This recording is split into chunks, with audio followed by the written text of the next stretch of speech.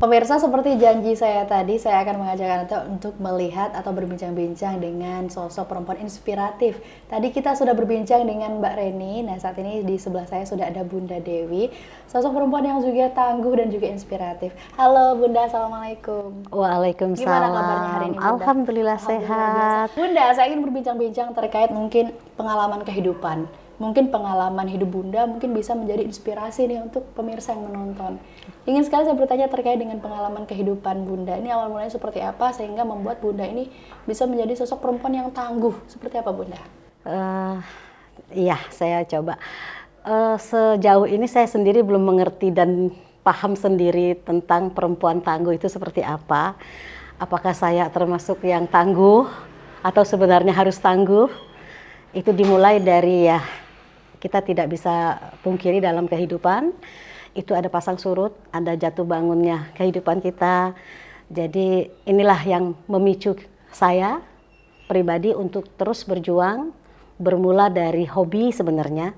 Dan hobi itu dimulai di tahun 2010, namun tidak begitu saya tekuni. Dan saya tetap berjalan, mengikuti kehidupan seperti biasa. Pada satu masa, ada keterpurukan di sini dalam kehidupan saya yang membuat saya harus excited, banting setir yang dari saya hanya bersantai dan ngurus anak di rumah tangga saya dan akhirnya saya bisa berjuang. Saya berpikir di sini saya harus lebih excited untuk anak-anak saya. Kalau boleh tahu ini Bunda, ini kejadian apa yang bisa membuat Bunda ini setangguh ini sekarang, sekuat ini dan sekeras itu berusaha Bunda? Jadi ada seperti kita tidak tahu. Manusia berencana, Allah yang menentukan. Betul. Dalam kehidupan kita yang dalam keadaan yang nyaman, bahagia, tiba-tiba ada kejadian yang membuat saya terpuruk. Dalam arti kondisi suami dalam keadaan tidak baik-baik saja waktu itu. Dia ada dalam arti tertimpa masalah dalam pekerjaan yang mungkin saya tidak akan buka di sini, cukup saya dan keluarga saya yang tahu dan mungkin teman-teman dekat saya juga tahu saat itu bagaimana saya harus berjuang. Dari saya ibu rumah tangga biasa yang hobinya waktu itu mungkin TVRI juga tahu saya penyanyi dan juga saya hobi masak dan kuliner ini sejak 2010 dan akhirnya di 2018 itu saya tekuni, saya banting setir. Waktu itu anak saya sedang butuh-butuhnya biaya, dia baru masuk semester 1 kuliah dan ada adiknya juga masih sekolah dan saya harus berjuang. Di sini saya bangkit dengan keterpurukan. Jadi bukan dalam arti saya ikut hancur, karena saya karena cinta suami dan anak-anak, saya berjuang mempertahankan keadaan ekonomi supaya bisa bertahan. Bertahan dulu, waktu itu belum bangkit, bertahan dulu. Bertahan dari keterpurukan dengan keadaan yang menimpa suami saya saat itu. Dan akhirnya di 2023 Allah ambil, almarhum meninggal. Itu semakin saya percaya Allah kasih saya rezeki, kasih saya badan yang sehat, dan kasih anak-anak yang kuat, betul. Yang membuat saya juga semangat buat terus lakoni ini. Kalau boleh tahu Bunda, ini anak Bunda ada berapa orang Bunda? 3 orang. 3 orang. Sulung sudah selesai kuliah, sudah bekerja di salah satu bank swasta di Bengkulu. Yang kedua masih semester 6 di Unip, yang ketiga semester 2 di Brawijaya, Malang. Seperti apa Bunda menjalani hari-hari yang bisa kita bilang berat Bunda? Ikhlas.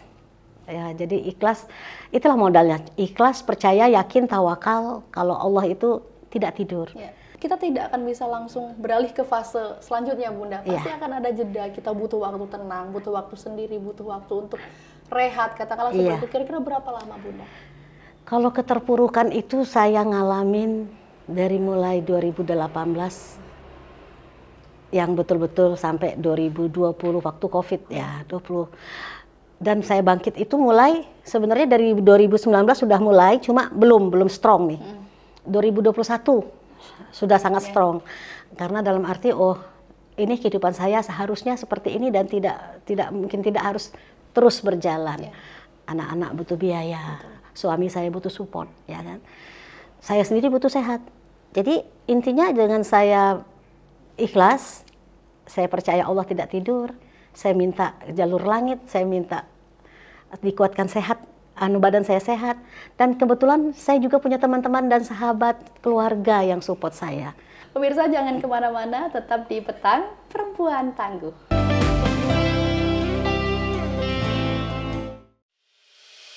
Anda kembali menyaksikan Perempuan Tangguh. Saya masih bersama dengan Bunda Dewi karena tadi sempat berbincang-bincang tapi harus terpotong Bunda. Seorang ibu ya Bunda. Ibu mana yang ingin melihat anaknya susah? Nggak mau, nggak ada ibu yang mau melihat anaknya susah. Betul sekali. Betul. Nah, kira-kira Bunda itu bisnis apa ini Bunda yang Bunda buat? Sekarang ini saya berkecimpung di kuliner. Jadi di makanan saya juga merambah ke catering. Jadi apapun sifatnya yang seperti kuliner, kue, makanan, terus catering, seperti juga terkadang ada yang minta bantu nih, saya mau hajatan, tolong dong masakin saya gitu kan, manggung ya, kecil-kecilan, dari kecil-kecilan sih, ya saya bantu, dalam arti yang penting saya halal, bisa menghasilkan uang untuk anak-anak saya, buat kehidupan kita sehari-hari, juga untuk sekolah anak-anak.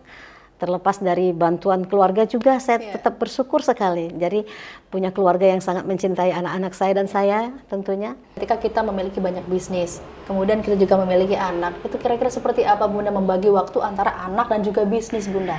Sebenarnya di bisnis ini, kebetulan saya menjalani bisnis ini, anak-anak saya sudah dibilang mandiri, mungkin belum sepenuhnya mandiri, tapi tidak dalam arti yang betul-betul membutuhkan perhatian yang ekstra, karena mereka sudah remaja dan sudah menuju ke dewasa ya, jadi mereka justru membantu saya dalam pembuatan packing kemasan atau yang bisa mereka lakukan, tapi tetap saya anak-anak saya utamakan, prioritaskan saat itu belajar ya, jangan tinggalkan sholatnya, belajarnya, dan jika waktu senggang boleh bantu saya.